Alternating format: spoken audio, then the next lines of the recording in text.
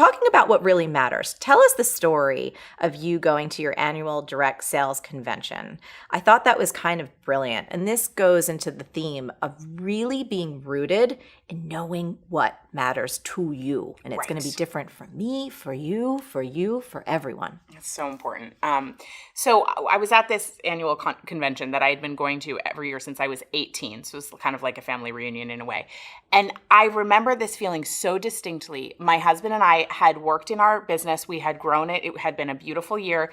And yet and our life was like awesome. You know, it was really working. And I would say I was really happy. And yet I sat there during this awards ceremony, like with the people crossing the stage and the highlighting the success, which was beautiful. I was thrilled for them. But I had this internal feeling of like, I should have done more. Like, what's wrong with me? I'm a failure. I should be up there. Like I should, whatever.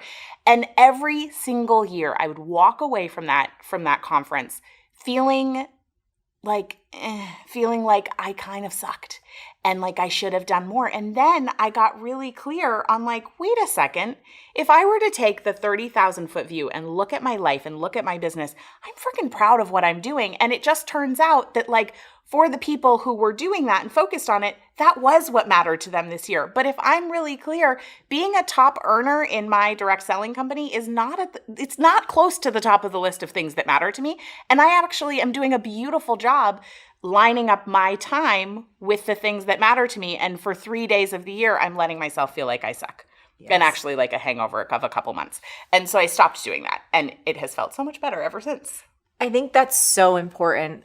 Most of us forget how influenceable we are by our environment. We're built that way as social creatures, and we don't realize that depending on the environment we put ourselves in, that we almost walk away with a little bit of like a sickness or a smell that's in relation to where we were, that all of a sudden we leave and we see our life in a context where like, I'm terrible. I'm not doing enough. I'm not ambitious enough. I'm not popular enough. I'm not rich enough. I'm not successful enough. And it's bullshit. It's bullshit on a stick, toasted, dipped in butter. Throw it out. It's terrible. It right? is terrible. And I think it's so important to realize that like our ability to stay grounded in our choices and conscious in our choices, like that's why I love the Do Less philosophy, because it's asking yourselves these questions so you can truly own your choices. And I could show up at that conference and be like, I chose this year to focus on other things, and I'm really proud of it. And then that sort of inoculates you from getting the icky vibe. Yes. I also loved in the reminder, so much of this is really about the 80-20 principle. For anyone in our audience who's unfamiliar, will you please give us a rundown of the 80-20 rule, and then we can talk about how important it is to know your vital few. Yes. So the 80-20 rule is Pareto's principle, as you know. It says that 80% of your results will be caused by 20% of your actions. Also, 20% of your sales, 20% of your people, your customers will give you 80% of your sales, etc. You can put it on a lot of areas of your life and business.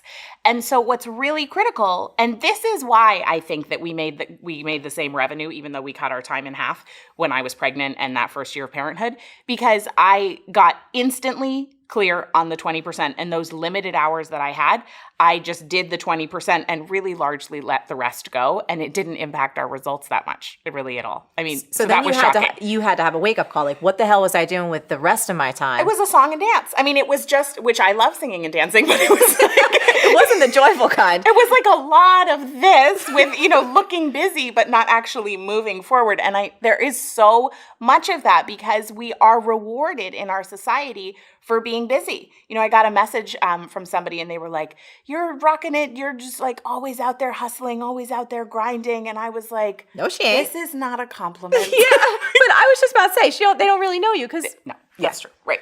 Things look however they look, right? Yeah. But I think that's what's so important is to hone in on that. And then here's what's key is to also allow ourselves to feel what it feels like to not be that busy. Because that's where, like, I really believe, and I didn't really write about it in the book, but this is like kind of there's always something that's next. What's next is like, I really think our busyness is a way that we numb, and it's a way that we avoid being with the space of just like who we are. It's a way to avoid a lot of things, like intimacy. Yes. a lot of our emotions, connection, any challenges or problems that we might have that busyness can kind of cover up for. Totally. It's a big thing. What I love about the 80-20 rule, and we've seen this in our business, and we try really hard to always come back to it because it's true. You can fill up these days and these weeks and these months and these years. And I think one of the gifts of getting older is you get some perspective and you look back and you can really start to see what makes the biggest difference. Yeah. You know, whether it's certain projects, certain programs, certain relationships, certain experiences, that when you start to get a little bit of that perspective, you can see really what produces the greatest results, both financially, but also emotionally, right? What gives you the most bang for the buck? So this idea of the vital few, what does that mean? So the vital few are the things, and I got this from Darren Hardy, who's the publisher of Success Magazine. I don't want to take credit for that phrase. It's the things that you and only you can do and that you're the best at. You know, other people call it, like Gay Hendricks calls it, your zone of genius. There's a lot of different ways to talk about it. Yes. And for me, I really did the analysis on my business and I saw, oh, for me, it's creating content, but it's also connecting with people. And up until the point when I really did the analysis to say, well, I need my list of what is the 20%, I had felt really guilty for the amount of time I spent in my 20s specifically meeting people. Like I literally think I spent a decade meeting people. And it turns out, while I was doing it because it was fun, it turns out it was incredible for my business. And I was able to let go of really a decade worth of guilt of thinking I was wasting my time because I realized that many of those relationships have led to incredible things in business, but also obviously incredible fulfillment. Yeah. And so just because you're enjoying the thing doesn't mean it's not a valuable use of your time, because there's also this thing in our culture that like things have to be hard in order to be valuable. Yes. Right? And so sometimes your vital few actually will feel really joyful. Yeah. Like yesterday we were shooting Marie TV episodes. I'll show you after we're off camera. Like we're all in costumes and we're doing crazy shit. And it's like, I'm like, I can't even believe this is yes, I can believe this is my life because I created it. But those are some of my most joyful times. And I've certainly had the thought, because our minds do some interesting things where it's like, this is kind of dumb, Marie. I'm like, no, it's the best thing ever. Get more wigs, more dancing.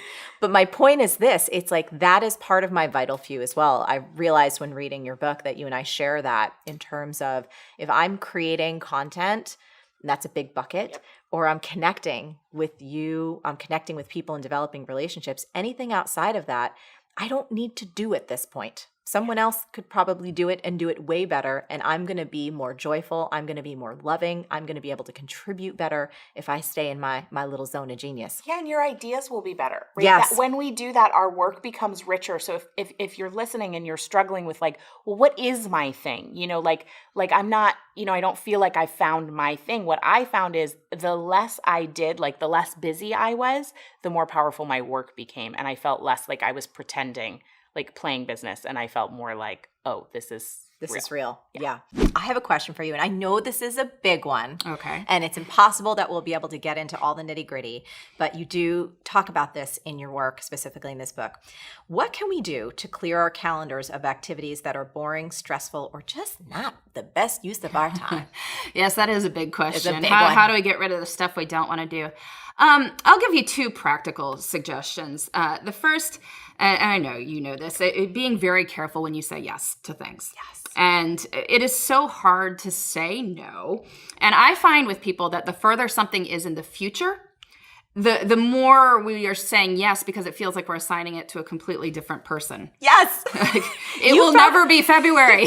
I'm sure you've probably had that. No one recently, but it's like there's some times where there's a thing where you have to get on a plane or show up and you're like, oh, that's going to be fine. And then the time comes, you're like, I don't. Why did I agree to this? Yes. I have so many friends who have this syndrome all the time. Yeah. Well, you know, you think it'll never be February, or somehow you'll be a different person in February. Like you'll have more time. You'll be more patient with the world. The future you always seems to have an open calendar. Future you has nothing going on. So future you could totally do this, except it's not true. I mean, future you will be exactly the same as you are now. Yes. We don't really change as much as we sometimes hope we will.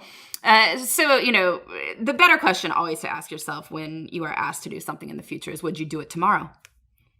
Would you do it tomorrow? And if you would, like if you're probably booked solid tomorrow, but if you're thinking, yeah, I could try to move this around and cancel these things because I really want to do this. Yes. Then you will feel the same way in February. I like that. But if no. No. One of my favorite things to teach folks that work with me is I tell them to get on the no train. Yeah. They get a first class ticket on the no train, because some of us are so habituated to just people pleasing and saying yes, or looking at opportunities like they're the only ones we're ever going to get. And we just say yes to things. And like what you said happens, the calendar gets filled up with shit. You're like, I don't care about this. And all of my other priorities just can't fit in. So I like that. What was the second? The second one is I usually plan my weeks on Friday afternoons. I find this is a really good time for it. Not a whole lot else going on Friday afternoons, kind of drifting into the weekend at that point.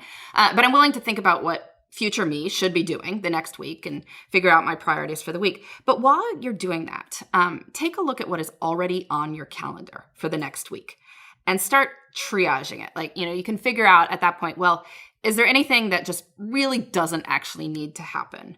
Or anything that I think probably won't happen, but like nobody's going to make that call? Like if that's the case, go ahead and cancel it. You do it ahead of time. Everyone can make other plans.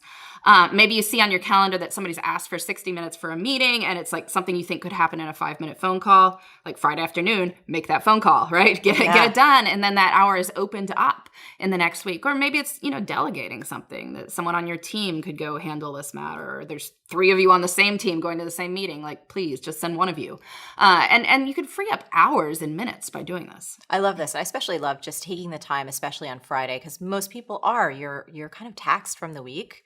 There's a lot going on. You are thinking about the weekend, and it doesn't have to take that long, right? It can just take 5-10 minutes. 5 minutes and you get hours back. I mean, that's about the best investment you can make. Absolutely. Hi, Marie. Your videos are my go-to whenever I'm having issues with something. I just watched the video where you talked about 4 habits of really productive people, but I'm still stumped. My schedule is never the same. I work in production and with private clients, and that means sometimes I'm on set for 4 a.m., and other times I see clients at 6 p.m. I can't seem to get a handle on morning routines and non-negotiables. My dog never gets walked at the same time. I never go to sleep at the same time. And I'll go days with no work, only to work 10, 12-hour days in a row. Because I can't set a regular routine and everything is inconsistent, is there anything else I can do to be more productive and get it all done? Thank you for making incredible videos and content all the time, Ashley. Ashley, this is a great question. My schedule is never the same either, and I travel quite a bit, so I really understand the challenges of inconsistency. That being said, there is one super simple and super powerful productivity habit that I think everybody should adopt, especially if you have an inconsistent schedule. It only takes 4 to 5 minutes every single day, and it sets you up to win huge like never before. Know what it is? Buying a lotto ticket? Bathing? Neti pot. Squatty potty. Nope, it's this. Planning your day out the night before. This is so darn simple, yet hardly anybody does it. And it's one of the most powerful things that you can do for yourself. So no matter how late at night you go, before you wrap up, just take 4 minutes and really think through everything that you have to get done for the next day. So here's how I usually do it. First thing I do is I open up my calendar and I take a look at all the appointments that I have for the next day and the time that those appointments will take. Like this. 1 o'clock, I got a team call that lasts 30 minutes. 3:30, I have a Marie TV script review. That'll take about an hour. And then I have a 6:30 spin class. Then I write down all the projects and the tasks that I need to get done, and I give myself a little bit of an estimate about how long I think each project or task will take. Of course, these are estimates. Sometimes I get things done faster, and sometimes they take longer, but at least I give myself a baseline to work off of. 9 to 10:30 a.m., I'm going to write a first draft of a sales video script. I'm going to give myself about 90 minutes. Then from 11:30 to 12:30, I'm going to review my social media schedule, give myself an hour for that. And from 2:30 to 3, I'll do a little email clear out. And finally, I make a new little section at the bottom of my notepad with personal things that I need to handle for that day. For example, get Nanny a birthday card and mail it. That'll take me about 30 minutes. Order more Kuma food, all of 10 minutes. And book a haircut for the next month, takes me about 5 minutes. Boom! That is it. Super simple. So when I do this, It informs exactly when I need to be at my desk and working, which tells me when I need to wake up to have enough time to do my little morning routine and get everything done without feeling rushed or stressed. The worst thing you can do is wake up in the morning and go straight to your computer and open up email, and then all of a sudden you're pretending to work all day, and at the end of the day, nothing important ever got done. Nobody's perfect, and of course, not every day goes as planned, but this system gives you the best chance possible at making sure that your most important projects get done, especially if you have an inconsistent schedule. And by the way, if you haven't seen our other Marie TV about urgent versus important, you should really watch it because I think you're going to love it. So let's wrap this one up on a tweetable. If you plan on having a successful life, start by planning your day. Do you ever have one of those days where it feels like you're doing a ton of things, but at the end of the day, you didn't get anything really important done? I can relate. That's why today I want to show you a simple 3-step method to making progress on your most important work while at the same time training your brain to be more focused. You see, we're living in a time when we are allowing our brains to be trained to underperform.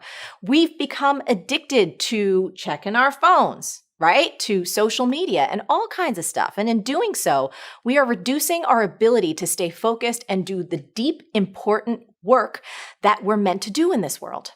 Now, what I'm about to suggest isn't complicated and it is not time consuming, but it will require you to take back control of your time, take back control of this beautiful brain, and trust that your world will not immediately fall apart if you don't immediately respond to every ding or every buzz or every question or every request. It's just 3 simple steps, and I promise if you use these 3 steps every single day, you'll not only get more important work done, but you'll start breaking the destructive, addictive behaviors that are killing your brain and your happiness.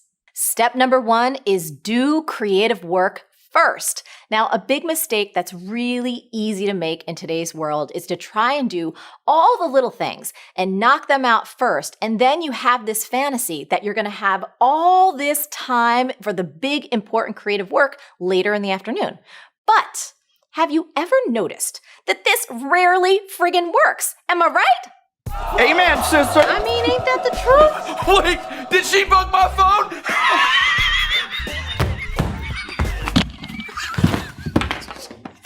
Here's why trying to do all the little things first is a really terrible idea.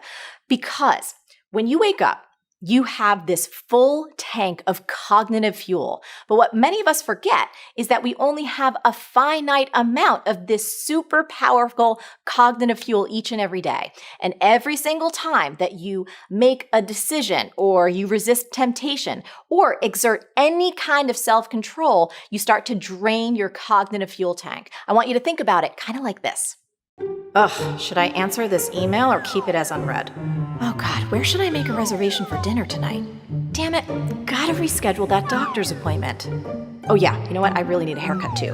Why is he texting me? Where's that poo emoji? Wait, heart emoji or poo emoji? Heart emoji.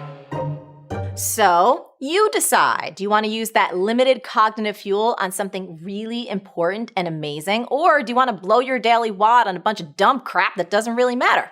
Moving on. Step number 2, put your entire life on airplane mode. So don't try and ignore your phone or ignore the emails or ignore the Slack messages or whatever else that you have that dings and rings and pops up. That's like me telling Kuma to ignore this slice of salami. Ain't gonna happen.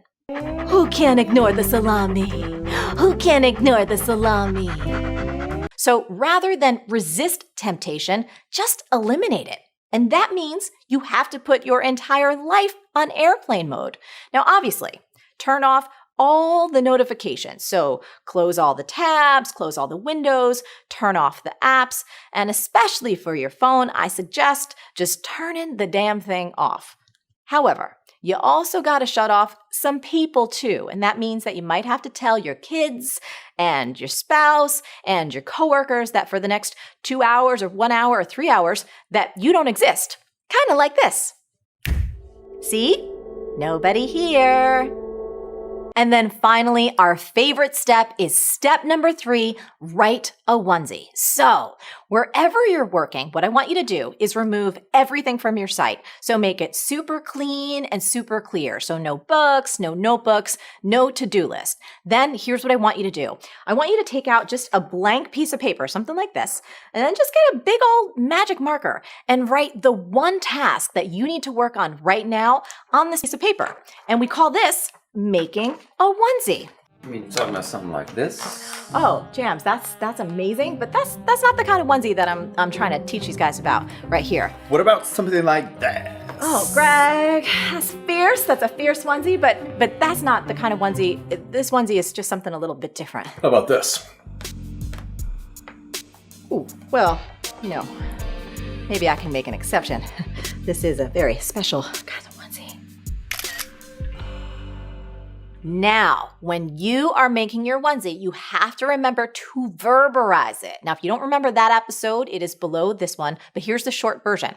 Don't just write blog post. That is too vague and it's not actionable. That's not a onesie. Instead, you need to use a clear directive verb like this. Finish the blog post. Now, this, my friends, is a onesie. Onesie, onesie, onesie, onesie. Yeah, and what you do when you have your onesie, you put it right next to you like this. Go there, little onesie.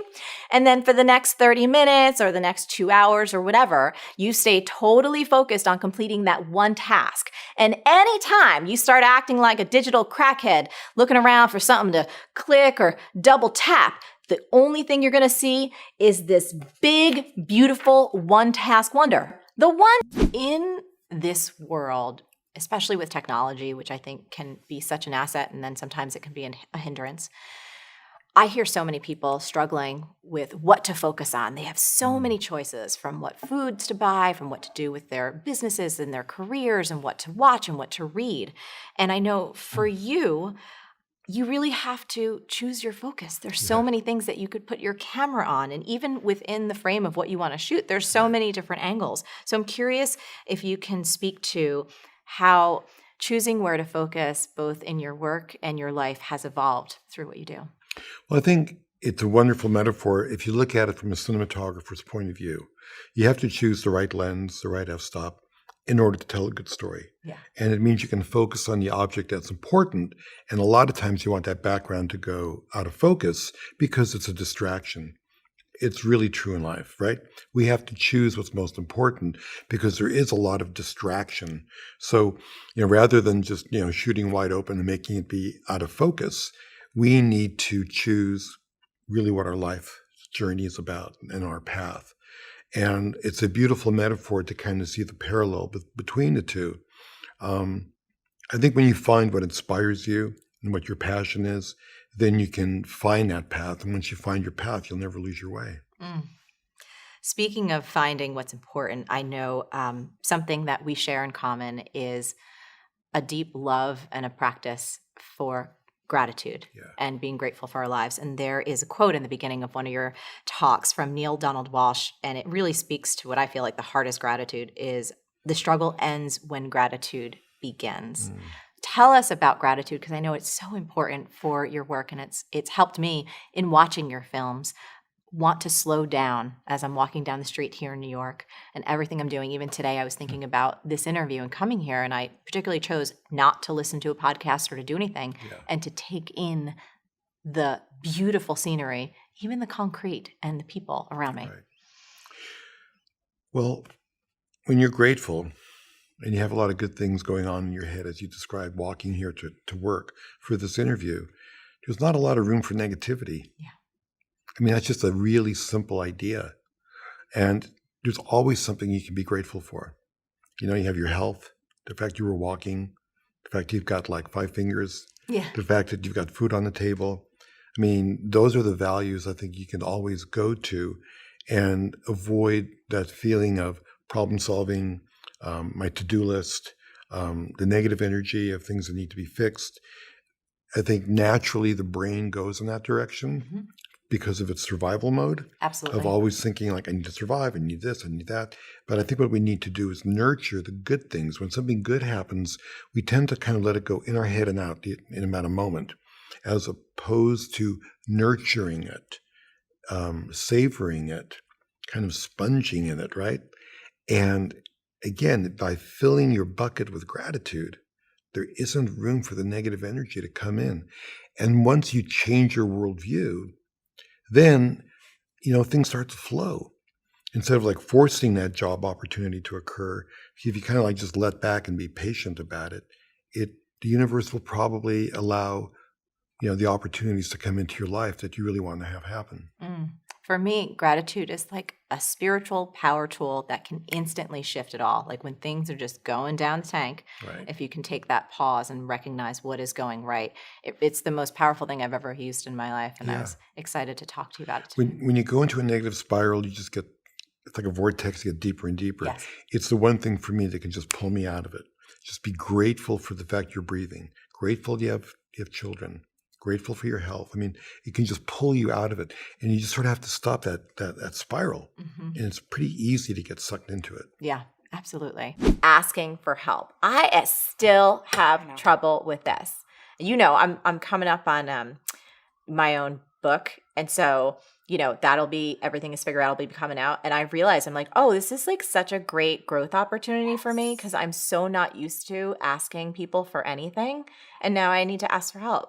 A book launch is really a time. I mean, I remember my first book launch, I really had an asking hangover. Yeah. It felt really awful. And I'm happy to report, because I've been practicing what I preach, that this time I do not have an asking hangover. Great. And that's awesome. So here's what I recommend. And I wrote, this was the longest section of the book. Obviously some of it got cut, but like I wrote 25,000 words just in a chapter on asking for help, which is like a third of a book.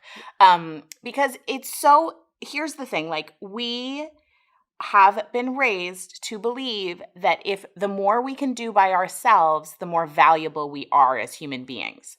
But there's nobody at the end of their life, and I talked about Bronnie Ware's book, The 5 Biggest Regrets of the Dying, which I know you've referred to too. Nobody is having a regret at the end of their life, like, I wish I had done more things by myself. No one is thinking that. And here's what I found, like becoming a mom forced me to ask for help in ways I never would have before, because the well-being of my child depended on it. Yes. And I recommend asking for help early. So asking before you think you're going to need help, like not like if you think you're going to need help next week, ask now. Not when you need the help, because it's very hard to help somebody who is in the middle of a crisis needing help in that minute, because there's like more drama. Now, obviously, if it's a real crisis, of course you can help, but like daily stuff of like, oh, I forgot to ask my mom to pick up the kids at daycare and now it's too late and now she's at a hair appointment, or whatever. Yeah. And then asking often, because I believe that we do better, we really do better in villages. And I literally live on a cul-de-sac in a community, in a neighborhood where like we can see in our neighbors' windows and everyone hangs out under the streetlight at night.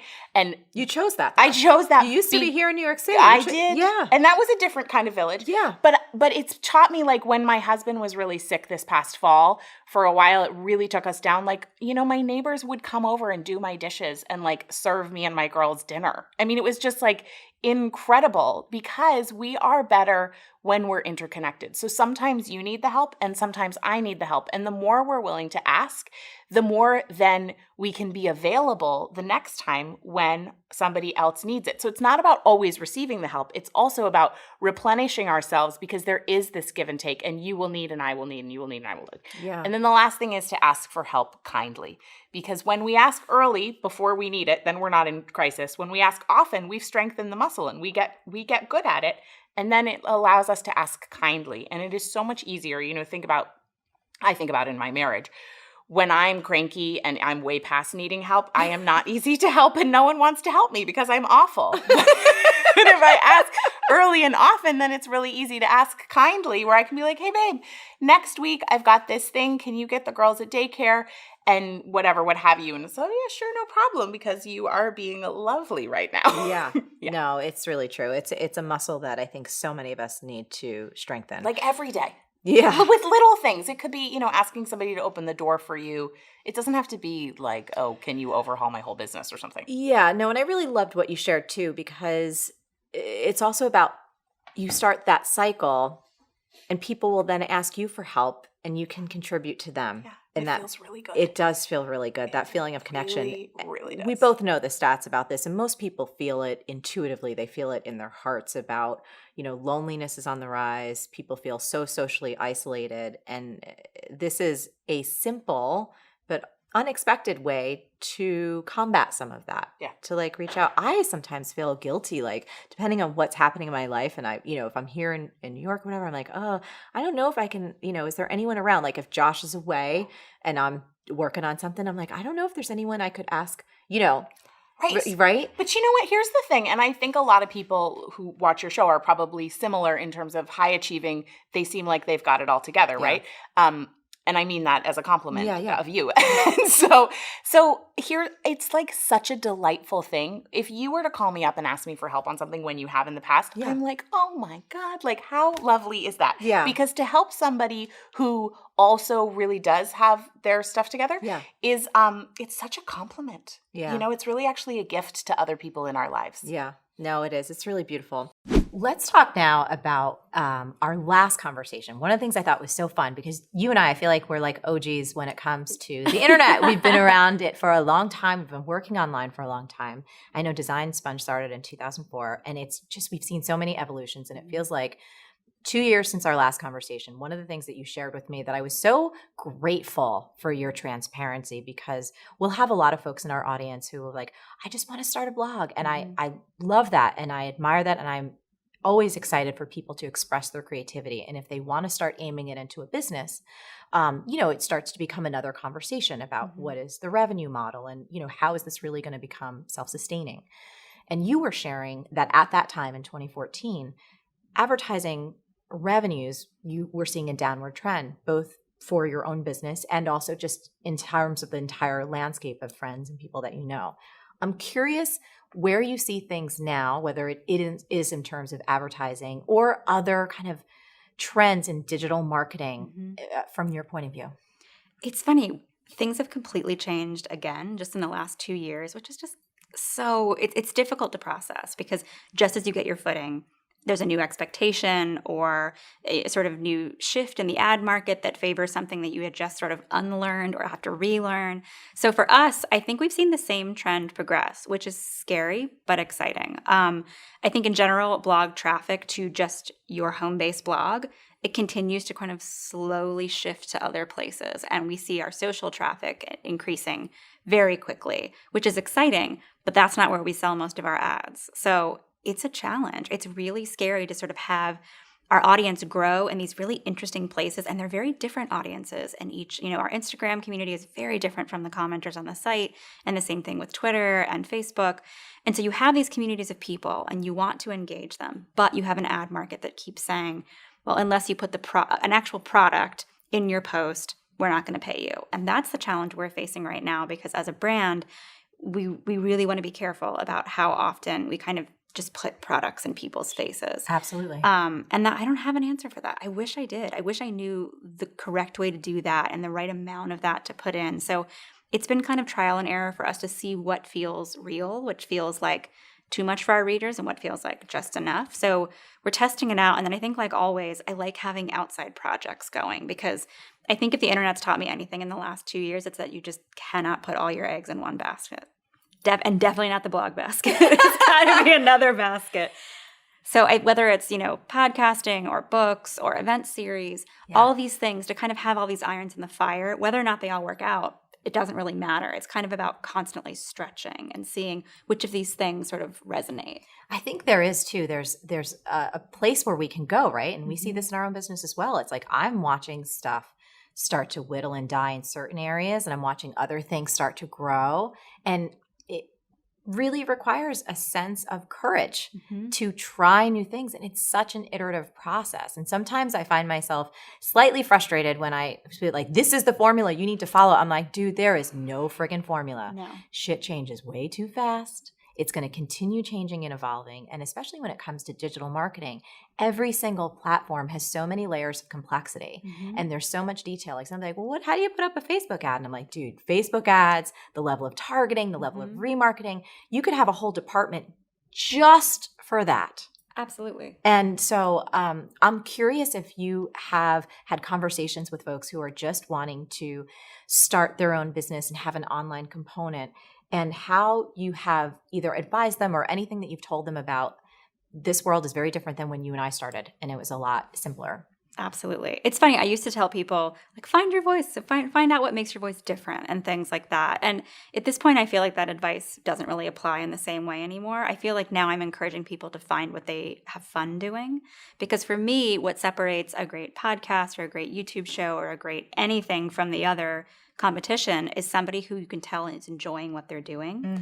And I think so many people are sort of coming up in this era of new sort of platforms, whether it's social or a website, and they come out as these fully formed brands right away, which is great if that's natural to who you are. But I think sometimes I want to see, like, where's the spontaneity? Where's the moment where maybe it didn't go exactly as planned, but it's still really fun? And I look for those moments of just sort of, I don't know, like, relatability. Is that a word? I look for those moments. Yeah. And sweet. It's a word, at least to me. I got it. Yeah. And so I look for those moments. And I think that a lot of times when you're new, no one wants to look like an amateur, but I actually love that.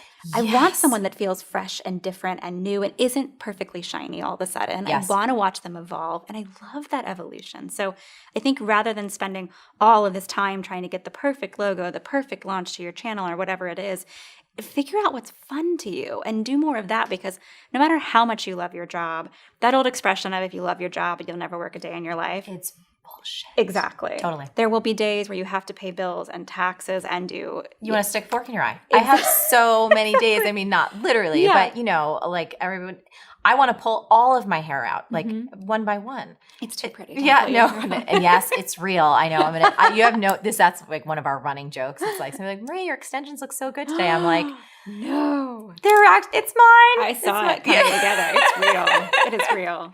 But yeah, no, I think back to the kind of core question, it is, I think also it's natural for people to want things to look polished and to have them look so professional out of the gate. But what we really crave is that genuine connection to a human. Well, if you look at the types of videos that take off and like viral videos, they're always real people. They're real people doing something that's funny, that's relatable, and it doesn't mean you have to be a comedian or like accidentally trip over things all the time. Whatever that thing is that you enjoy doing, just film it without limits. Just think about it, record it, write it, whatever it is, and put it out there and have fun with it. Because the longer standing something becomes, you get involved in the aspects of your business that aren't as fun. Yes. And so the more of it that you can do up front that's just enjoyable, that's where great ideas come from. I find that very little creativity and sort of idea building comes from the planning stage of something. It's just not where you kind of let your brain roam and have great ideas. So the more you can really kind of just have fun with it and learn and make mistakes, that's where magic happens. We were talking off camera, like I was saying, we shot the day before, and I was having a particularly stressful couple weeks that were rough, just a variety of issues, like any business owner, they can all start to stack up. And, it was a time we're writing Marie TV. And I was just at that point where I felt like I couldn't write anymore. So the dumbest, silliest jokes were coming out, which we shot yesterday. I was like, oh my God, we haven't had this much fun doing these many silly things with like medieval costumes and people wrapped in like crazy stuff. It was one of the best days we've had in a long while. And it all came from not trying to do anything too perfectly, like throwing it on the page and then letting it go. And those will be the moments that people respond to the most strongly. And I find that I do my best writing when I do have some strong emotion, whether it's anger or sadness or fear or just wanting to laugh and share something that's funny.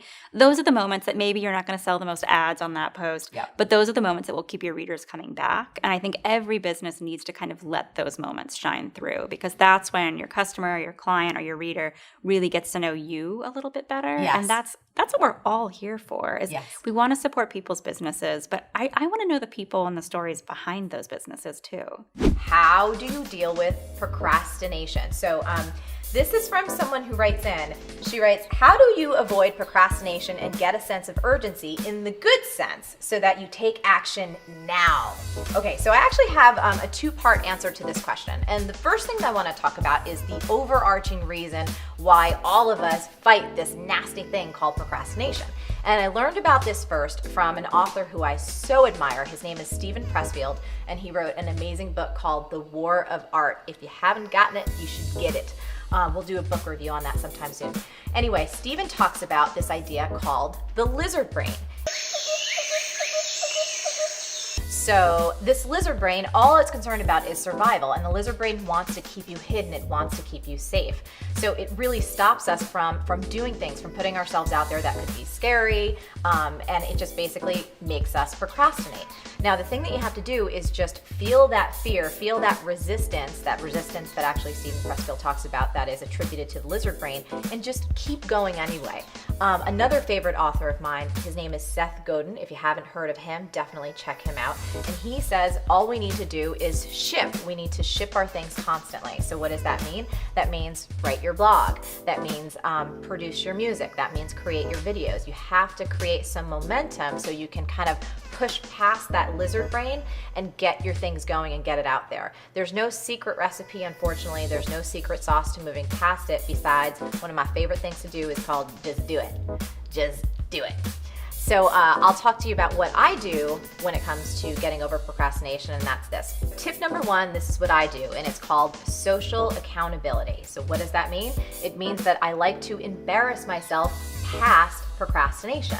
So I tell everybody and their sister about what I'm gonna do so that they can publicly, socially hold me accountable. So this way, if I tell my girlfriend, I'm gonna shoot these new videos and you're gonna see them next week, if she doesn't see them, she's gonna call me out on it and I'm gonna be pretty embarrassed. So I like to use that social accountability to get me to move past procrastination and get some shit done. The second thing that I do is I schedule it. So I often like to say, if you don't schedule it, it's not real.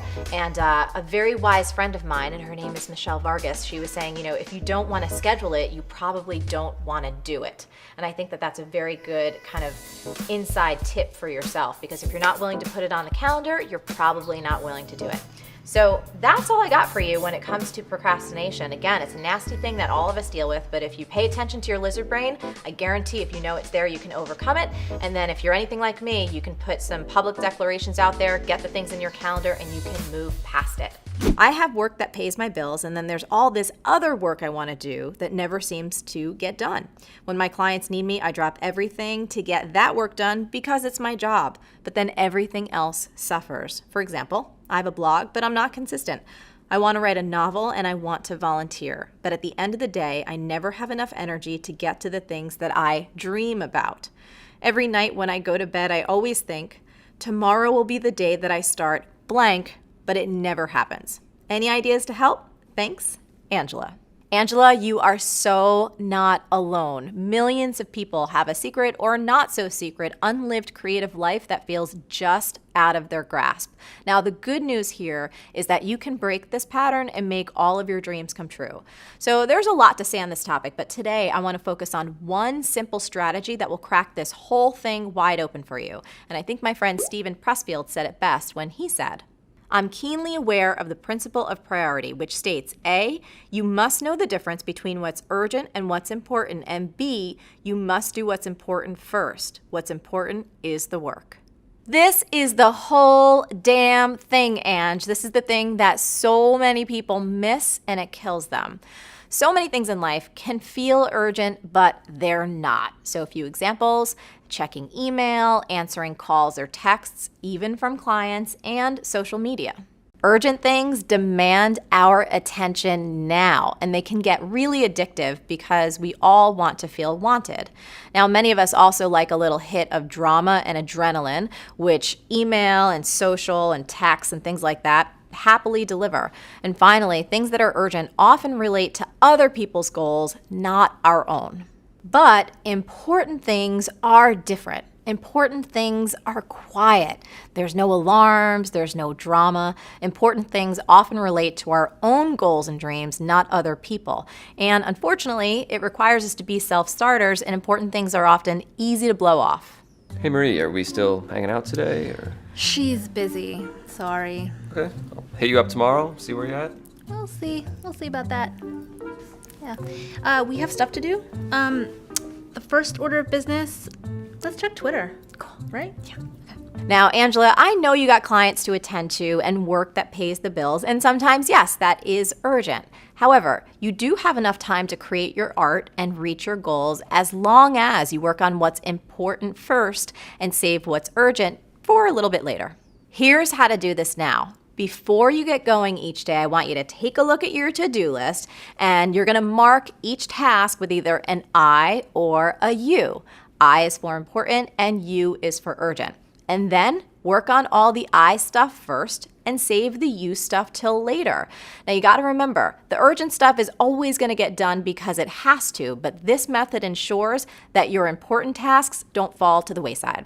And unless somebody is seriously hurt or your house is on fire, if something urgent tries to take your attention, ignore it until your important work is done for the day. If stress is making you crazy, listen up. I've got a free tool that will help you. You just need to go to marielovesyou.com/stresslog. That's marielovesyou.com/stresslog. Put in your name and email, instantly download it, use it, and watch your stress go away. Hello, this is Marie. Who's this? Hi, this is Bianca. Hey, Bianca, welcome. You're on the Marie TV live call-in show, and you're here with myself and Gregory and Team Forleo, and we are really excited to talk with you today. I'm very excited and shy, but very excited. Aw, you're going to be great. So tell us what's happening, and we'll do our very best to help you out. So I recently realized that I don't feel or think that I've been setting myself realistic goals in trying to build my business, my online business. And I'm really stuck. I feel very stuck about this because I have this big vision. I have so many things that I want to do, and I know that I have to start step by step, and I'm trying to just focus on one thing. But I start to get into it, and then something happens and I fall back. And I have a really busy offline business. So I'm a holistic therapist, and I have a really busy offline business. So I don't have much time daily to spend on the online business and building it. And I feel just very stuck on how to set realistic goals. I want to have my website up in about 2.5 months' time. And I feel that's very realistic. But then when I get into the daily life of it doesn't work out.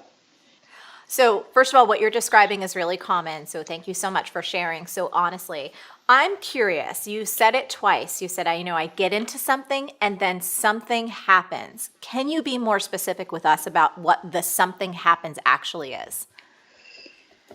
Either I get really much more busy in my offline practice. I have a class that I'm teaching that I have to prepare for. I have a visitor coming in from out of town. I'm also in the midst of training to develop my skills. So I'll have to sidetrack for a training.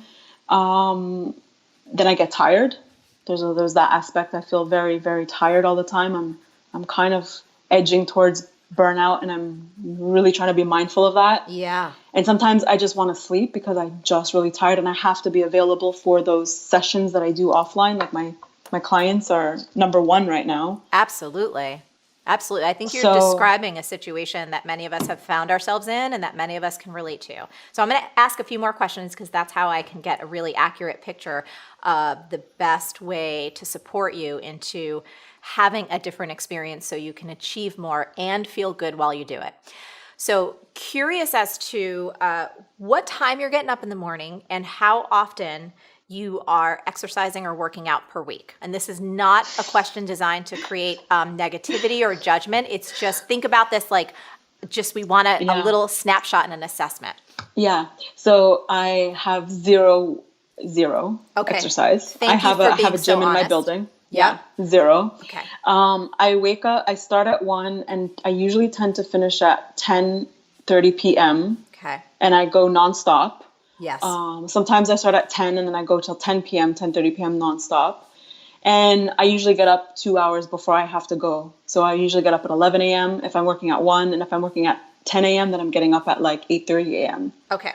And I'm Okay. working nonstop till evening time. Okay, great. So this is the place that we need to look, because it's not necessarily about being able to set realistic goals, but I think it's actually taking a further step back and setting yourself up for success, starting with how you're designing your day, what time you're getting up, some of the first things that you're doing during the day, and making sure that you're scheduling yourself so you're not jam-packed. Because I know for any of us humans, right, we're not built like computers. You can't see this, but I'm holding up my laptop right now.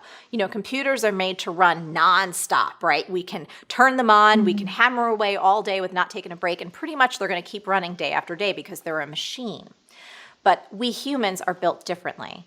And if we don't architect our day in the right way, if we don't build in rest, exercise, hydration, give ourselves free open space, white space, just to dream or to think or to play, we are going to put ourselves in that position where burnout is a real thing. And then it's going to put us so far back that it's going to take 10 times more to even just get back to base zero, nevertheless reaching our biggest dreams. So I know this may not be the answer that you are thinking of, but I want to encourage you to take a look at, rather than designing realistic goals, is how can you design the most inspiring schedule for your day and your week so that you're optimizing who you are and what you can contribute to this world. And I'll tell you something, Bianca. I am someone who believes in a philosophy called simplify to amplify, that less is more. It's been one of the secrets that's allowed me over the last 2 decades to continue to not only achieve things that are really important to me in my business, but to expand and grow in what I'm capable of taking on, and to do so in a way where I'm not burnt out, where I'm not getting sick. I'm going to knock on wood right now just because I'm a little superstitious and that's what I like to do. But it's actually been several years since I've been sick. And I've done more in these years than I've ever done possible. I'm probably in one of the best shapes of my life. I feel really good. Now, by the way, I'm not saying all this to say, hey, look how great I am, because I've also put myself into places where there's burnout, where I've gotten sick, where I felt like crap, where my relationships were on the line. So I've been on both sides of this equation. And I can tell you that one of the biggest differences that I made that allowed me to create the results that I'm really proud of is designing my day with intention and being really, really clear about when I'm going to bed and when I'm waking up. I'll give you an example. Just last night, my stepson came over. We were all having dinner. It was a really beautiful time. And somebody said, hey, why don't we have some wine? And I knew that today was a day for filming to me. I knew that I wanted to wake up at about 5 o'clock in the morning and start writing and doing other things that I had to do. Other folks had wine. I did not. I made sure I got to bed by 10 p.m. so that when I woke up this morning, right, I was a little tired, but I actually felt great. And I was able to do everything I wanted to do. So my recommendation for you is to take a step back, to look at your calendar and to start designing an ideal day, week, and month, and scale back. We want you to do less so you can accomplish more. And I guarantee most of us have little pockets of places. I certainly always look for them. They're almost like weeds that grow up in our calendar, like whether it's looking at technology or there's just certain habits that we have. I can say that one for you right now is just not moving your body. And I know I'm just reminding you of something that you already know, but I think all of us need reminders from time to time to get back into the practice of what we know is going to be best for us. That when you move your body, you don't even have to work out for a full hour. It could be 20 minutes every day. It can be some yoga. It can be some things that you're doing on an app from your phone. It could be walking around the block and getting fresh air.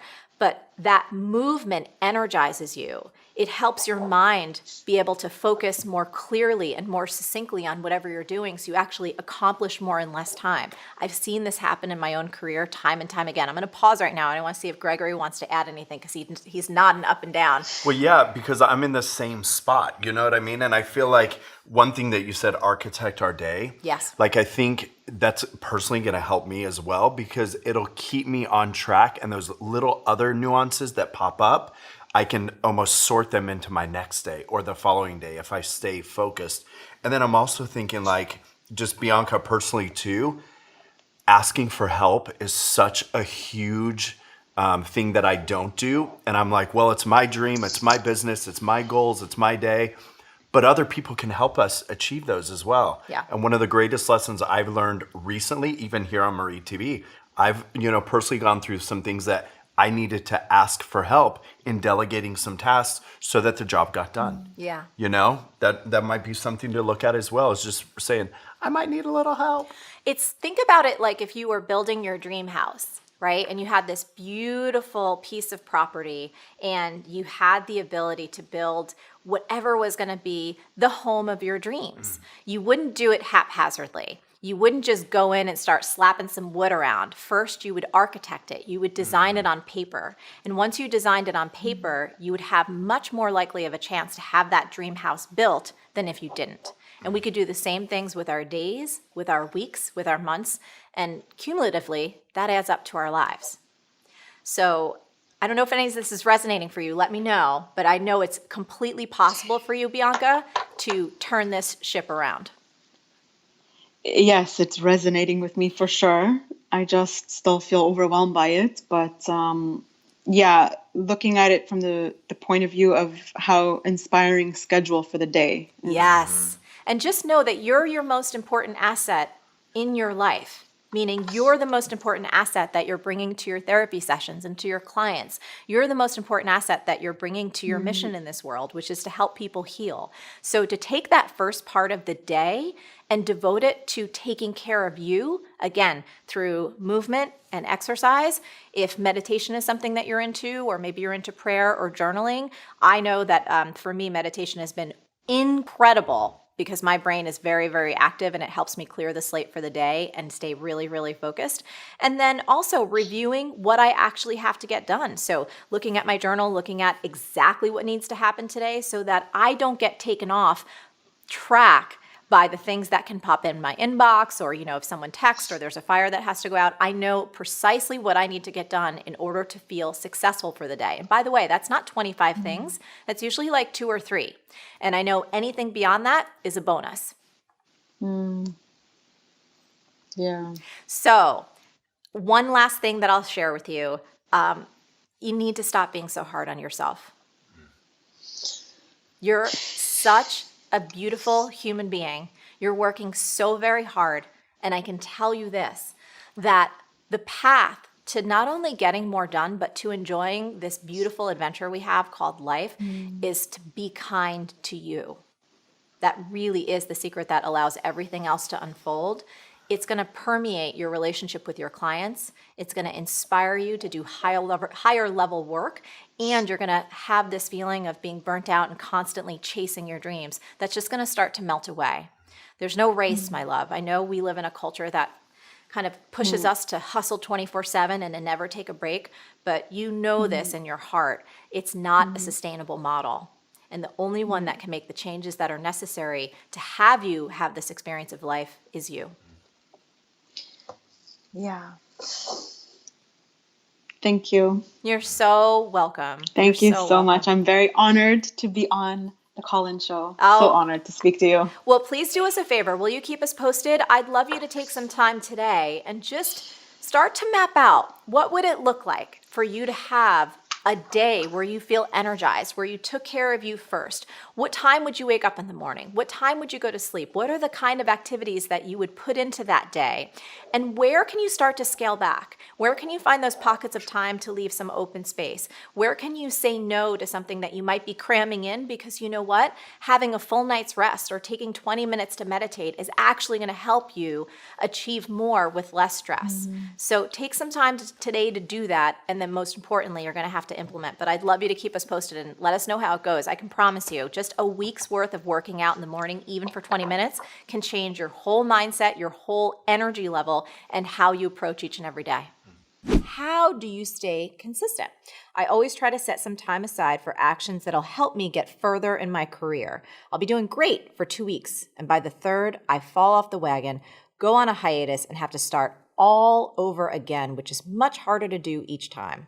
What can you suggest for staying on task without getting burned out and quitting? Lots of loves and laughs your way, Kat.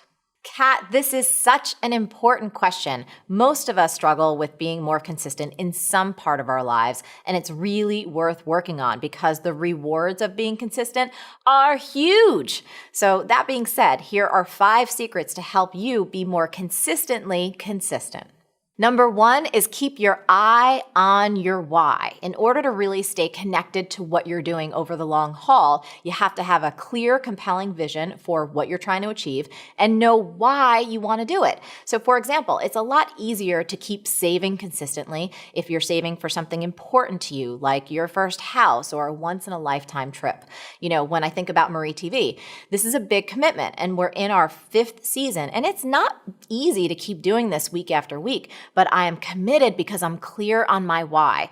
This show is really the soul of my brand, and it's the primary way that I get to make a difference to as many people as possible around the world. And that's really important to me. So that's my why, and it is always in my eye.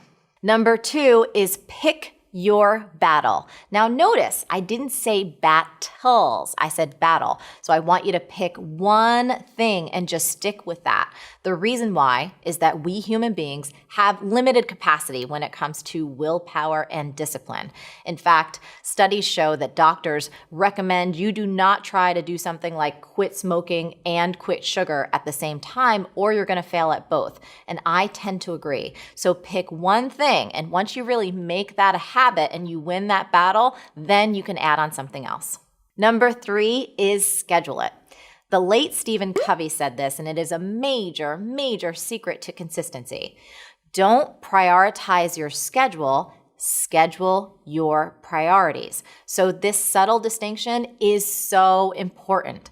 When you're trying to make something consistent in your life, you want to really build your whole life around it rather than trying to fit it in. You know, when it comes to Marie TV, the reason that this gets done so consistently is that we schedule it and we build our entire year around it. So everybody who works on Marie TV, we have these dates for the year. They are sacred, they're non-negotiable, and this is gonna happen come hell or high water. Hey, it's Marie Forleo. You're watching Marie TV, the place to be to create a business and life you love. And today's Q&A Tuesday. Keep rolling. Number 4 is ignore your feelings. Now, this is probably the only time you're going to ever hear me say this, but when it comes to developing consistency, it's pretty darn important to ignore the voice in your head that says, "Wah, I don't feel like it." I mean, anytime you're trying to be consistent at something worthwhile, like working out or meditating or painting or whatever, it's guaranteed you're going to hear that voice. "Wah, I don't feel like it." I mean, I hear that voice all the time. There are some days, as much as I love what I do, I don't feel like going to work. I don't feel like doing much of anything. But I've trained myself to override that whole voice in my head because I know the power of consistency. Now, if you've been consistent with something for a long time, or you're just clear that whatever you're up to, you're just done with it, that is fine. You can totally pay attention to your feelings, close that chapter, and move on. However, if you're still trying to develop consistency and the deeper part of you knows you really do want to keep going, please, for the love of all things holy, ignore your feelings. You can tell them, "Bye, Felicia." Bye, Felicia. Number 5 is catch that wagon. So don't have an all or nothing mindset. Don't think that if you miss one day meditating or you miss one workout that you're a total failure. When it comes to falling off the wagon, that's fine, and you probably will. We all do. This is where I think you're getting tripped up though. I think you're spending so much time beating up on yourself that you fell off the wagon, that the wagon is just leaving into the distance and you're not getting back on it. So make sure you run and catch that wagon. And if you need a little extra inspiration, remember this tweetable. Success doesn't come from what you do occasionally, it comes from what you do consistently. Hey, Marie, I'm 42, a wife and a mother of a 1.5-year-old and a 6-year-old, and now 3 months pregnant. I've been working on my butt off on building my business over the last 5 years and struggle with work-life balance. I feel like I'm now experiencing burnout and can't seem to be productive or anywhere near it. How do I be kind enough to myself to recover if it's burnout and not feel so lazy or like I'm letting my husband and my children and my team down? My goodness. So I got to tell you, Cheryl, I think that this is probably one of the main reasons that I wanted to create Time Genius, to be honest with you, because I saw in myself, I saw in so many of my colleagues, I saw in so many of our incredible members of our community and our audience that people were just driving themselves into the ground. And, you know, we had surveyed our audience. I think we had over like 7,000 responses in just a few days. And I read every single one of them. And you are not alone. You are so not alone. I think it's been years really since we've heard this steady drumbeat in our culture that if you're not hustling 24/7, that you don't want it bad enough, that if you're not working for your dreams from the moment you wake up in the morning until the moment you hit your pillow, you know, your head hits the pillow at night, that you must not be ambitious enough, or you don't have big enough dreams, or you don't want world domination. And I think it's been this real sickness in our culture. There's just glorification of overwork, and it's dangerous. I mean, I'm not just saying that, and that's not hyperbolic. You know, 90% of all disease is either caused by or intensified by stress. That's just a fact. And I was seeing it in myself. And I was like, what is going on? I don't remember ever feeling this way. And for me, I have this great perspective because I remember starting my business way back in the year like 1999, 2000. This was like well before cell phones existed. This was well before social media existed or any tool or format like this. And I was like, my gosh, I was running a coaching practice. I was like choreographing and teaching fitness classes and dance classes around New York City. I was also bartending and waiting tables. Like, how did I get so much done? It was like, oh, well, because there wasn't this constant pressure to create content 24/7 out of every orifice and to engage with people 24/7 nonstop, you know, again, 365 days a year. And so I just want to let you know that you are not the only one that struggles with work-life balance. And for me, I see this as this complete paradigm of the world that I call time stress, which is really toxic. It's this world where you don't feel like you ever have enough time. This world where there's constant interruptions and dings and pings and texts and emails, and you're constantly having to check your WhatsApp or your Instagram or your TikTok or this, that, and the other thing. And you never feel like, no matter how hard you work, no matter how much time you put in, it's just never enough. So the one thing is, I want you to realize that you don't have to keep living that way, that there's this entirely other paradigm. It's a paradigm that I call being a time genius, where you recognize that you always have time for what's most important. And you also recognize that pushing yourself this hard, that working anywhere between 8, 10, 12 hours a day is not only dangerous, it's dysfunctional. There's diminishing returns. You're not actually being that effective. And most people, when they're sitting down to quote unquote work, they're not even really working in a focused and effective manner. They're like flittering from thing to thing. They don't know which they should focus on first. There's not really a plan. There's not deadlines. They allow interruptions and distractions, and it's just a whole shit show. So I want you to first recognize, the first step in being kind to yourself is to recognize that you haven't done it wrong. You've just fallen victim to, like many of us have, the world of time stress. But I want you to be kind to yourself and recognize that that's not the only possibility out there, that it is possible to run a business and to have a family and to have time for yourself on a daily basis. It's going to look very different than what everyone else is doing because everyone else is running around like a friggin' chicken with their head cut off. But there is this whole other way to be that involves you putting yourself first, and that's not selfish. It involves you taking care of your soul's needs and your body's needs and what you feel is going to bring the most health and peace and creativity and joy to your life. And again, it's going to look completely different. But I think recovering from burnout is going to require you not just to change what you do on a day-to-day basis, but it's going to require you changing your mind and your heart. It's going to require you stepping into a whole new paradigm, and you're not letting anyone else down. I can tell you, I've seen people in my life in pain, and I know that they've seen me in pain. And I'm not letting them down. I'm actually scaring the hell out of them because they think I'm going to put myself in a hospital if I keep going that way. I guarantee that your team and your kids and your family and your husband, they want you healthy and happy. They want nothing more than to see you thriving. And you've got to be able to decide what matters to you first, and you have to put your own self-care first. I know that that might sound like it's impossible, but I promise you it's not. And it doesn't have to take 5 hours a day. It can just start in these little focused chunks.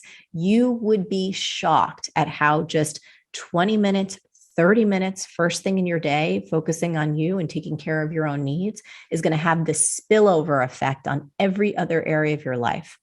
Again, we can walk you through all of this in Time Genius, but I want you to listen to what Nadia said, because she was actually somewhat in a position like yours when she first started, a few short weeks ago, not weeks, it was probably months at this point, but, she was listening to me talk about Time Genius in a video just like this. And she decided to click that button at jointimegenius.com/enroll, and her life is completely different. So let me read you what she said.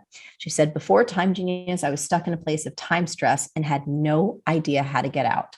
As a mother and entrepreneur with a full-time job, I always felt like there weren't enough hours in the day. I'm also the sole breadwinner in my family, and I felt like I was doing everything but had no control over my life. I was having regular breakdowns and constantly overstimulated. Sound familiar? My brain used to feel like it had a constant ongoing chatter that didn't allow me to focus. Now, I feel like the background noise is gone and I have so much clarity. I'm journaling every day. I'm sleeping 8 hours a night. I'm able to relax without guilt.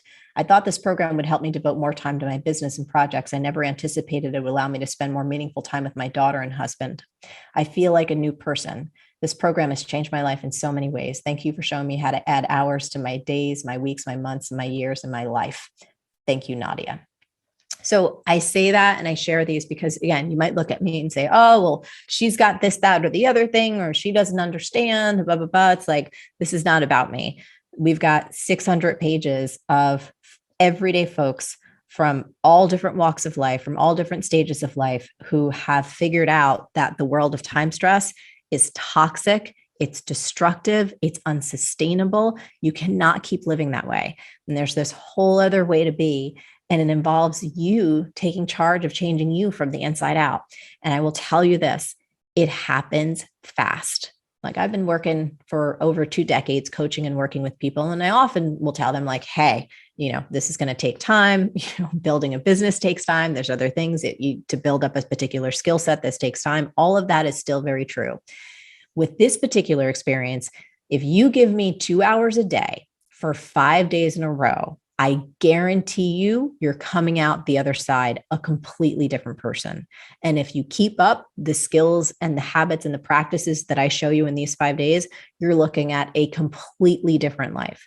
So I just want you to ask yourself right now, if you could just carve out 1 to 2 hours a day for 5 days for a completely new experience of life, would you do that? Hands down, for me, the answer, yes, every day of the week. I've done this. I've been living this for a while. So I'm completely clear and confident that it works. But for you, if you want to leave that world behind, please do come join us. The other thing that I was fascinated I wanted to ask you so bad, you probably accomplish more than most people do in I don't even know a time frame. And of course, you get to talk with people who are at the highest level of their game. When it comes to productivity, what do top performers know that a lot of people just don't? What are we missing? Well, I think the best performers are focused on outcomes and not activities. If you try to manage your to-do list in the world we live in today, where most of us have multiple roles, we're trying to be a great business person, a great husband or wife, great father, great community member, or whatever, there's just so many roles, you can never get all your to-dos done. And what helped me in my life was I started at one point saying, I'm not going to let myself fail every day. I'm not going to pick a to-do list, and I'm not going to not write a list so that I don't fail. I need to focus on what matters most. I needed to organize my life into categories where I say, these are the most important outcomes, and then I know why I'm going to do it. If you know what you really want, the target, and you know why, you have the focus and you have the fuel, then how to get there, there's so many ways to get there. And then the most important thing I think that the most productive people do is we leverage what we do. We don't delegate. Delegation is I give it to you, and then when it doesn't work out, I'm pissed at you. Leverage is I empower you. If I'm leveraged, I'm still part of that, and I'm going to make sure you succeed. I'm going to follow up. I'm going to make sure before the deadline I touch base with you. I'm going to make sure you have the resources to succeed. But what I do is empower people. Go, here's the outcome, here's the why. I get you and I aligned with the outcome and the why. You figure out how you want to do it. I'm open. You want brainstorm with me? I'll do it. You'll probably come up with better ideas than I do. And when you empower people to come up with their own how, and they know what and why, you can get the job done 100 times faster, especially if you get a group of people. I'm a big believer that early in my life, I thought I was such a smart person. I'm going to solve all this stuff. Part of it was being responsible, and part of it is ego that we all have inside ourselves if we've succeeded to a certain extent. I said, this is bullshit. You know what? Instead of one person solving 12 problems, I want 12 people to solve one problem. And I developed that practice, and I began to find that people that many people thought weren't going to contribute had insights nobody else had. I really got it from Steve Wynn. Steve Wynn's a dear friend of mine, and he's rebuilt Las Vegas, one of those brilliant men I know, multi-billionaire.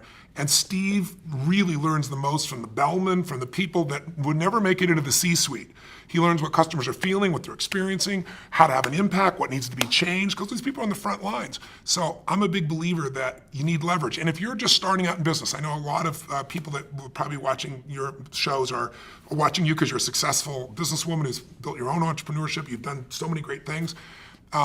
I think in the very beginning, the hard thing is you think you can only do it yourself, and then there's only so many hours, and you've got kids and family and friends, and how do I do it all? The answer is you hire someone. You trade with someone. You trade them for 2 hours. That's what I did in the beginning. Because I'll never forget, I was just really young in my career, very in the early days, and I was running to get to the dry cleaners so I could get my only 2 suits. Because if I didn't get them, then the place closes, then I can't get on the plane, and running to the airport, sweating like crazy. I'm a sweater anyway. Right? It's like sweating like this, trying to get in the door, and it's like, what is wrong with this picture? I could be doing something that's so productive, and I'm standing in line at the dry cleaning place, and it's just nuts. And so I was really young, I was like 17, 18, 19, I don't know what it was. And I said, I'm gonna hire somebody. 2 hours a day, that's what I had to start with. And then it was 4 hours. And so my view is I don't do anything that someone else can do better, and I don't do anything that isn't the highest and best use of my time. Now, when I say that, that's gross generalization. There are things I still will do. But for the most part, by finding people and getting clear on outcomes and the why, what I call RPM, you gotta know the result, you gotta know the purpose, and then you gotta have a massive action plan. And the plan can change. But that RPM, the stronger the RPMs, the faster that car is gonna move. And I try to do that, not just through myself, but through other people. Hi, Crystal. It's Marie Forleo, and you're live on the Marie TV call-in show. How you doing? I am trying not to freak out. This is very exciting. No, freak out. We're going to freak out. Greg, come on. We're freaking out. Freaking out! Okay, so we just freaked out with you and for you. So you can totally feel free to freak out, too. Well, I'm at my 9 to 5, so I have to keep it. Oh, you got to keep it silent. She's Okay, like, girl, I'm in a cubicle. Okay. I can't. Well, I just have to say, Crystal, your voice is like tremendous. You have an amazing voice. Just have to tell you that. Thank you very much. You're welcome. So, Crystal, tell us about your question, and we'll try and keep it together, and we'll try and not to make you freak out since you're at your 9 to 5. Talk to us. Well, my question to you, which I'm completely honored that I would even be considered for this opportunity to speak to you. I am a chef from trade, and I have been a buyer for a food service distributor for, I don't know, as long as I can remember, 10 years now. And I would like to transition into something more at heart with my local community because I have this amazing island that I live on. I live in the Cayman Islands, and I live in Grand Cayman, which is the largest island in the Caribbean, or Cayman Islands, Caribbean. And my question to you, I love personal development, but I suck at follow through. Total truth. I am currently raising 3 young girls and want to model success by example.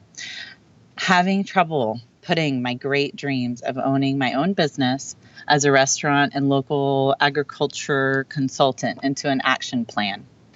What action triggers do you set to get your butt up and start making it happen? Yes. All right. Well, Crystal, great question. Thank you for everything that you shared.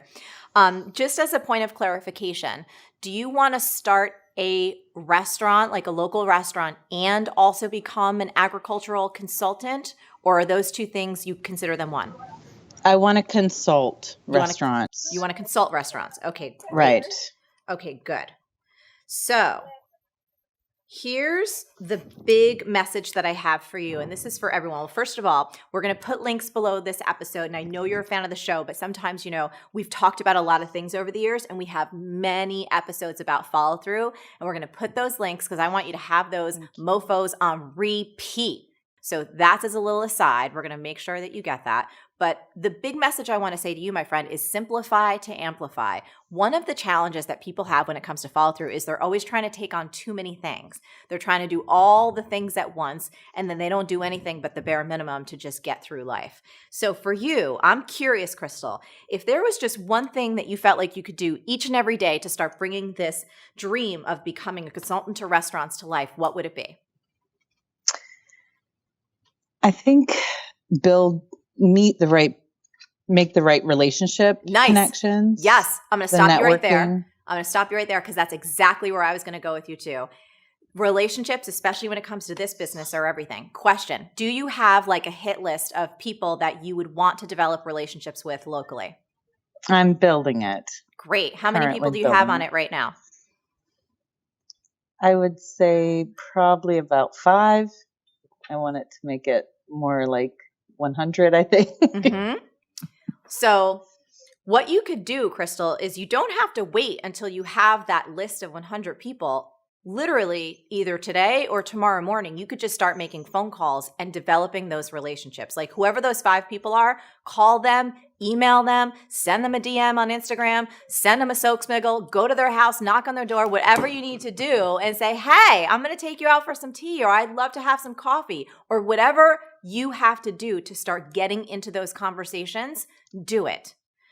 The whole idea of starting before you're ready is one of the concepts that has changed my life so drastically. So between that and simplify to amplify. So the simplify to amplify thing is don't try and do too much. Don't try and build some fancy ass website. Don't try and get proposals together and, all these different things that people do that they think that they need in order to launch a business. You don't need that. All you need is to make an offer to someone and for someone to actually say yes. You don't need anything besides that.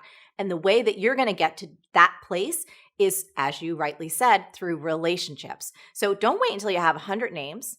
Start with the 5 that you got and then keep adding names on. So for example, if I were you, I'd start knocking on those doors virtually, metaphorically, physically. The first person that you talk to, have a conversation and ask them who else they know that they think you should talk to. Does that make sense? Right. Yes, that makes perfect sense. And do not let yourself overthink this. At all. That's one of the other places that we all fall down. We overthink it. We want to get it perfect. We want to have everything together. That it is so overrated. 20 years will go by and then you'll be no closer than you are right now.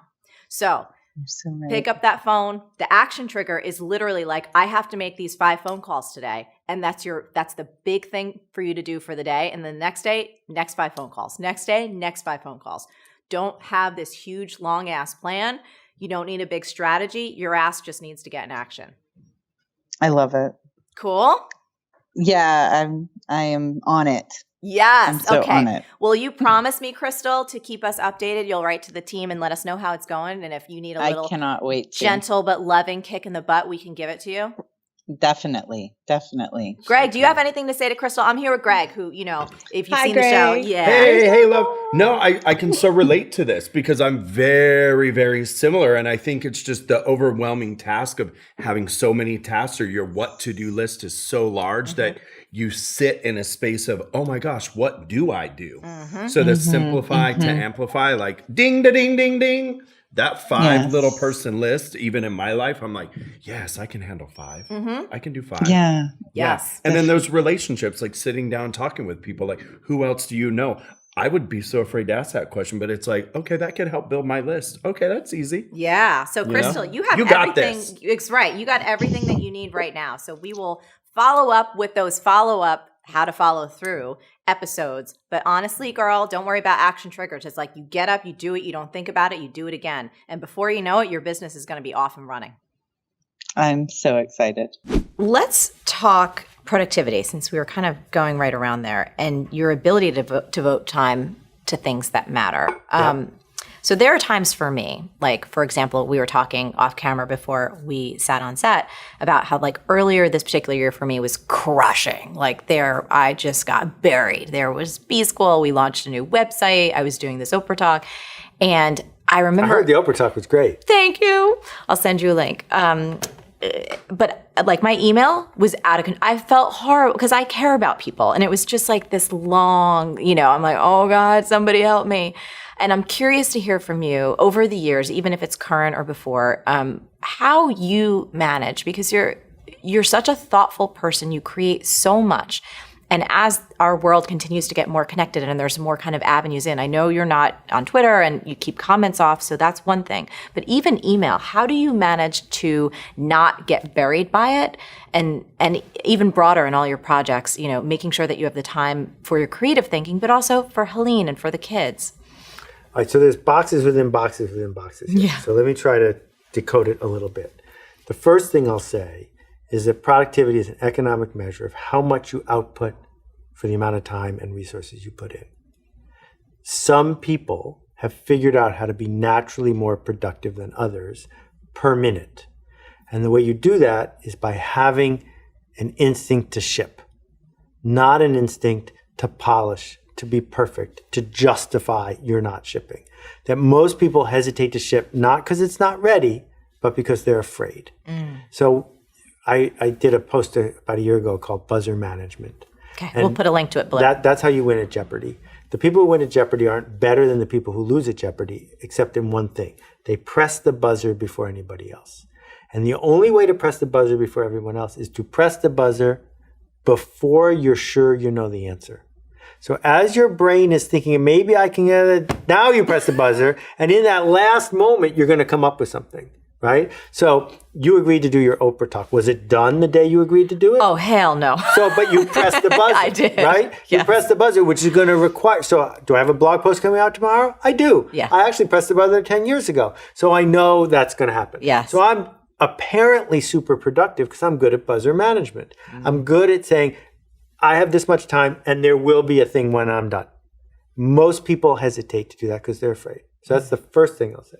Second thing is, once you've been busy pressing the buzzer, now you have to say to yourself, what am I not going to do in order to be able to do that? Yes. So this is about making promises and keeping them.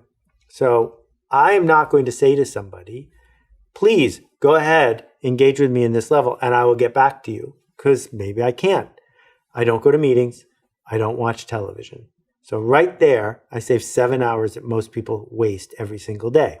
That 7 hours gives me a lot of space to do things that make me seem insanely productive, right? Yes. Because I'm not doing these other things. Well, other people really should go to meetings. Other people really should watch TV. That will make them productive in the way they seek to be productive.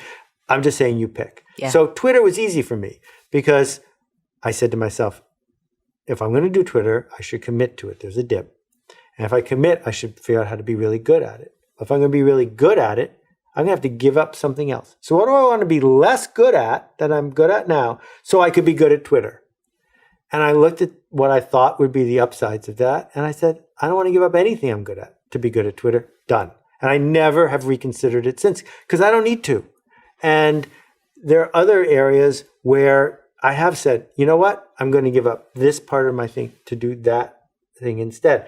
But we have to acknowledge we have finite resources, finite time, finite connections. Yes. How will we use them to produce outcomes that we're proud of? And the worst thing to do, in the words of Zig Ziglar, are to be a wandering generality. What you need to be is a meaningful specific. That means you have to claim it. You have to put yourself on the spot. You have to make a promise and say, I do this. You can count on me. That's what you're going to get from me. I love it. Okay. Any email tips from you? Because The most important email tip. Tell me. Do not send Seth Godin email. Yeah. I mean, you know that. Just don't send me email. Don't. That's the most important. I love tip. it. Like, let's just leave it right there. There you go. That's Thank you. perfect. I want to go to the power of finishing. Because you said something, another genius gem from Big Magic, about, I don't want it to be perfect. I want it to be finished. Yes. And that is another one of those things where I'll hear from folks, it's like there's, 15 half-created bridges, things that are just half done, and it tortures them, and they're afraid to start something new because they haven't really developed the habit of getting something out there, even if it's not totally perfect. Man, this is a huge one. This is a really huge one for women because it's all rooted in perfectionism, which is, of course, the murderer of all good things. Perfectionism is it's a serial killer that just goes around killing joy, spontaneity, wonder, grace, humility. It just kills it all.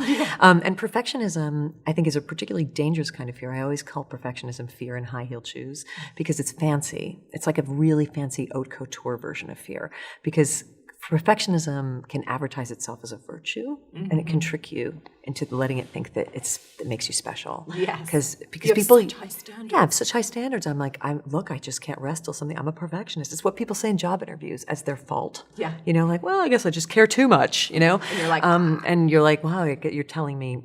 But what you're telling me when you say that is that it's going to be very hard for you, not only to finish something, but probably to begin something. Because the true perfectionist won't even start because they know already that it's not going to be the thing that they're dreaming of. And their tastes and their standards are so high. There's this woman I recently was talking to who wrote a very successful book maybe 15 or 20 years ago and hasn't been able to write another book since. And I was talking to her about it and she said, the world's just so full of crap work and I just don't want to put another piece of crap on the crap pile. So I just won't release this thing until I feel like it's perfect. And I said to her, I am so glad I never took that on as my problem that the world is full of garbage. Like, how is that your responsibility? This is not your problem. And I was like, it's not my problem if my work isn't good. It's not my problem. It's not even my fault. Like, it's not my problem. My problem, the contract that I made, the only way I finished my first novel, because it wasn't good, because I'd never written a novel before. So why would it be good? Who wakes up and knows how to write a novel? So I was 50 pages into this thing, and I'm 25 years old, and it's not good, and I know what a good novel is, and it's not. This isn't working. And, every dignified part of me wants to just put it in the bottom of the drawer and walk away. And then I just had this warrior moment. And I just remember exactly where I was standing. And I stood up and I said out loud, I never promised the universe I would be a good writer. I just promised the universe I would be a writer. That is the only thing I committed to. This is not my problem. And I just sort of said to the fairies and the genies, I was like, if you guys want it to be good, you're going to have to chip something in here because this is what I can do. If you want to add something, feel anytime, feel free. And the other commitment I made was I do not want to go to my grave with 50 pages of an unfinished novel in a drawer. There's enough of that in the world, And the other thing was this voice where I was anticipating the criticism because I knew what the criticism would be because I knew where it wasn't good. And I just said out loud to all my future critics at that moment, I don't know what kind of language I can use on your Every show. kind of language. We're I from said, Jersey, girl. If you don't like it, go write your own fucking book. And you know what? You won't. Guess what? You won't. You won't. And guess what? I did, and therefore I won. Yes. Because mine's finished, and yours doesn't even exist, and now you're criticizing mine. This is like an imaginary conversation, by the way, with people who've never heard of me. Yeah. But that's how I got through that first book, was just I just want it done, because as my mother always taught me, done is better than good. The world's full of a bunch of really, really good, not done stuff. Yes. And if you can just finish something, you're already like 10 miles ahead of everybody else, because most people won't. And what will make you finish it is not discipline, but self-forgiveness. Because we all start our project on day one with the same level of excitement. And on day two, we all look at what we wrote on day one and we all hate ourselves because what we wrote on day one or did on day one, whatever our creativity is, it's horrible. Horrible. And the people who go on day three and pick it up again and start over are not the most disciplined. It's not rigor that's going to get you there. It's saying, all right, then, I'm not Hemingway. I'm just going to do what I can. And you forgive yourself for disappointing yourself. And you go and you do more. And that's it. It's just like a little bit of humanity towards your poor self. Yeah, I'll tell you, that's the thing I need to remind myself of the most because I have this thing in me. I can go into that driving place. And again, that's why I love your book so much. So how do you navigate kind of like healing productivity while healing from trauma?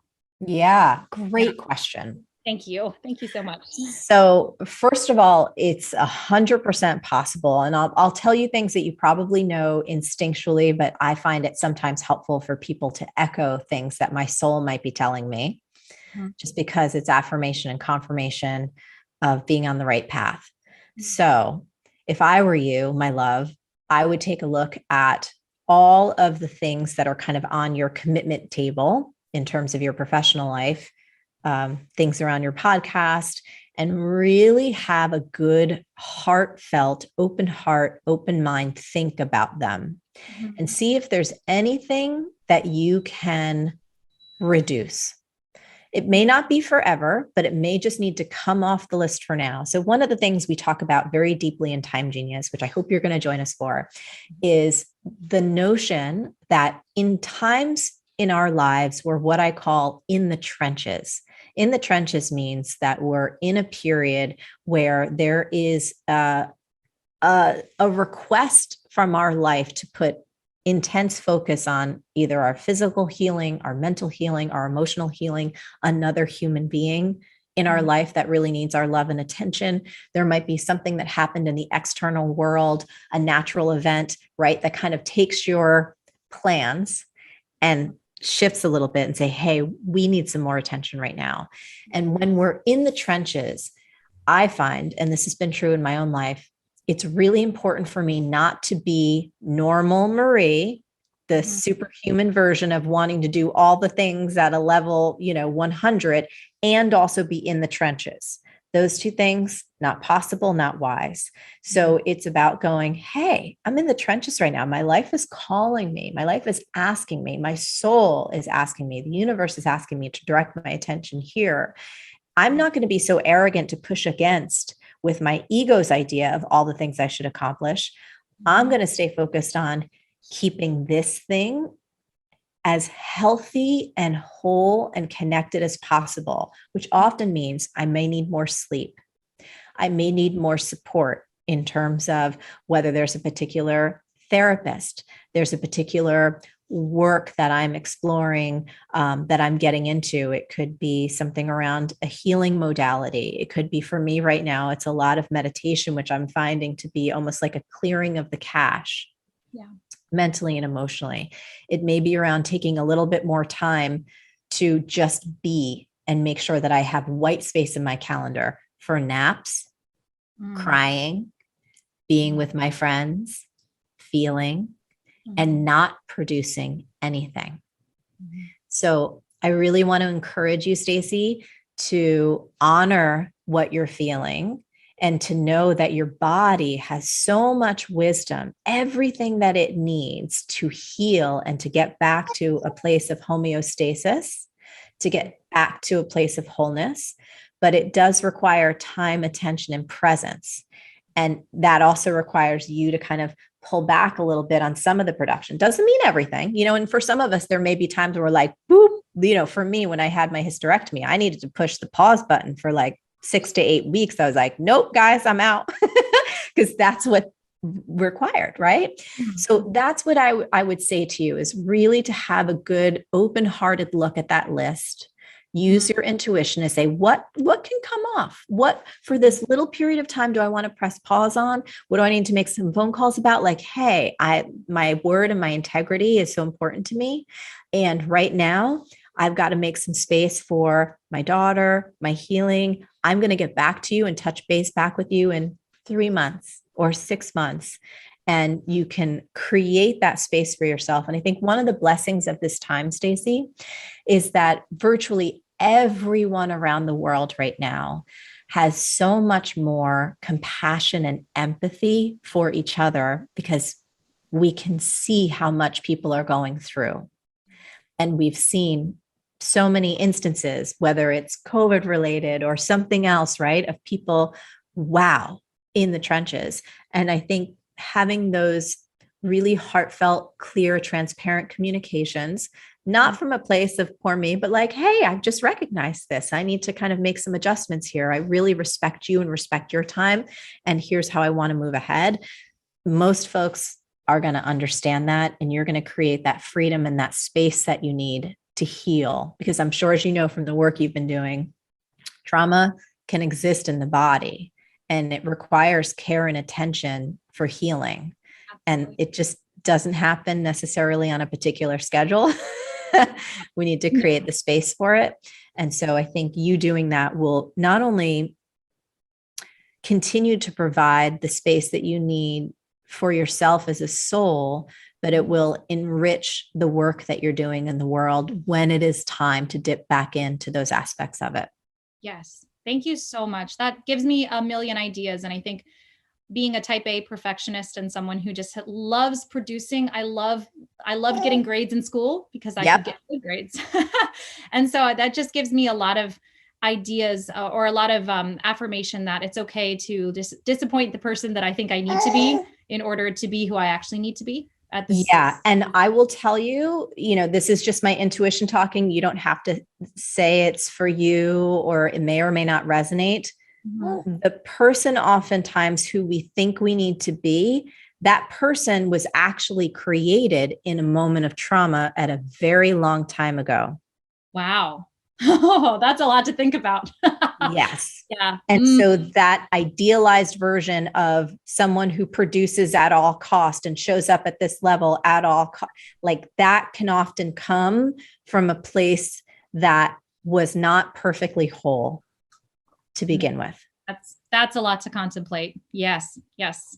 I'm a former Broadway touring actress as well. So the need to show up and be professional is very deeply ingrained in me. Yes. And go on.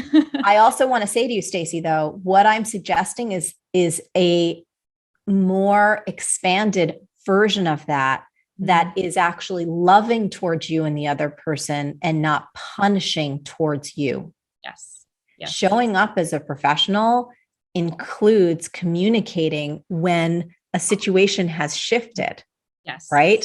And that there's new information or that there's a new situation to include into the context.